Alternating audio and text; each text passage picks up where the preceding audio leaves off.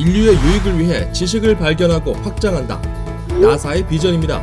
실제로 나사는 인류의 우주 탐사에 많은 기여를 했습니다. SF 영화 속 우주 비행사들이 대부분 나사 출신으로 그려지는 이유기도 하죠. 나사가 그동안 어떤 활약을 해왔는지 지금부터 시간여행을 떠나보기 전에 구독과 좋아요, 알림 설정을 꼭 착용해 주시기 바랍니다. 나사가 오늘날처럼 열일하기까지 사실 구소련을 빼놓고 이야기하기 힘들죠. 1957년 소련이 인공위성 스푸트니크 1호를 쏘아올립니다. 세계 최초였죠.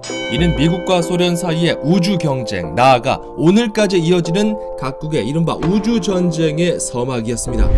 소련에 뒤처질까봐 불안했던 미국의 아이젠하워 대통령은 1958년 7월 29일 나사를 창설합니다. 58년 개띠군요.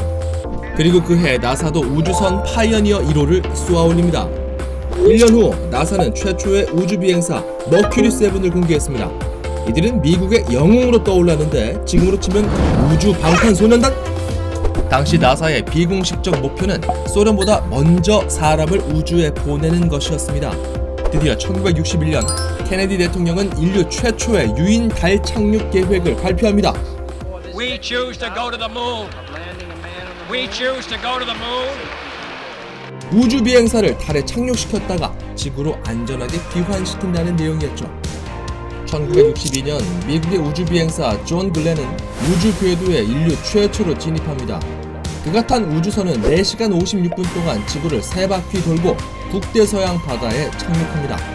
이에 질세라 3년 후 소련은 세계 최초로 인간 우주 유영에 성공합니다. 우주에서 막 떠다니는 거죠.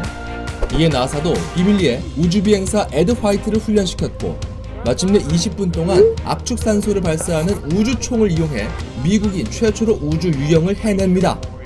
하지만 늘 성공만 있었던 건 아니죠.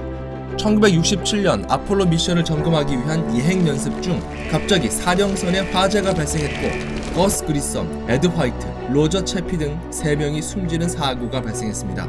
이런 아픔을 딛고 1969년 7월 20일 드디어 인류 최초로 닐 암스트롱과 버즈 올드린이 달에 첫 발을 내디뎠습니다. 최초의 달 착륙 장면은 방송으로 중계돼 당시 전 세계 사람들이 동시에 지켜봤습니다.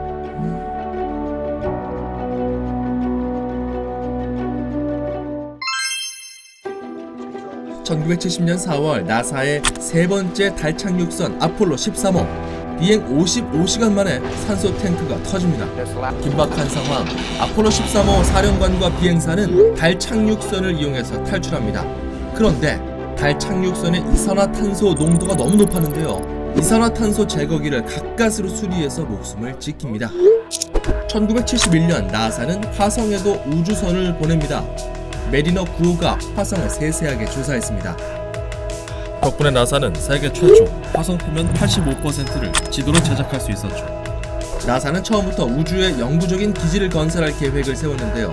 아폴로 계획이 끝날 때쯤 나사는 미국 최초의 우주 정거장 스카이랩을 발사합니다. 스카이랩은 아폴로 계획에서 사용하다 남은 로켓과 우주선을 대조해서 만든 우주 실험실이었죠. 한편 나사의 과학자들은 목성, 토성, 천왕성, 해왕성이 175년마다 단 한 번 매우 완벽하게 정렬하기 때문에 한 번에 4가지 임무를 수행할 수 있다는 걸 알게 됐습니다. 이에 맞춰 1977년 9월 보이저호를 발사합니다. 보이저 1호는 2012년 8월 발사한 지 35년 만에 인공물로 쏘는 최초로 태양계의 경계선인 태양 권계면을 넘어 성간 우주로 들어섰습니다. 1980년대 들어 나사는 여성 우주 비행사도 양성했는데요.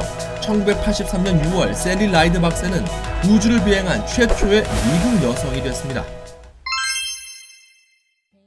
지구에 둔 허블 망원경이 1990년 4월 우주에 데뷔합니다.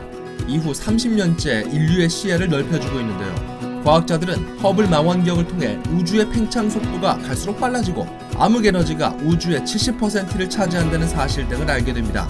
창립 30주년 기념 나사가 선정한 대표 사진들을 잠시 감상해 보시죠. 경쟁하다 정이 든 걸까요?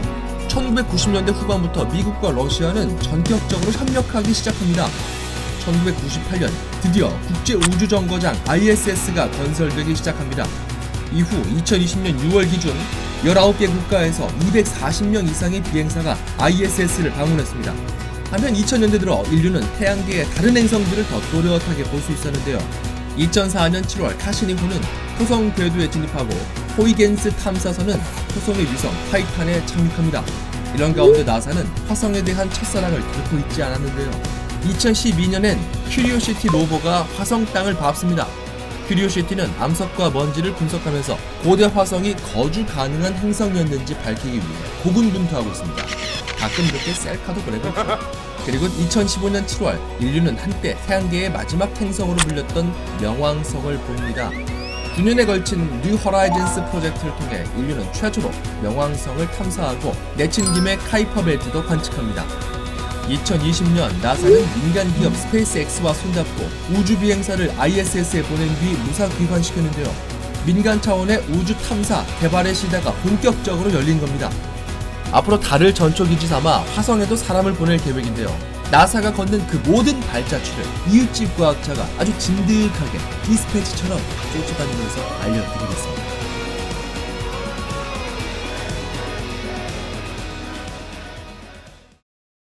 과학 어렵지 않습니다. 영상이 유익하셨다면 구독과 좋아요, 알림 설정 부탁드립니다.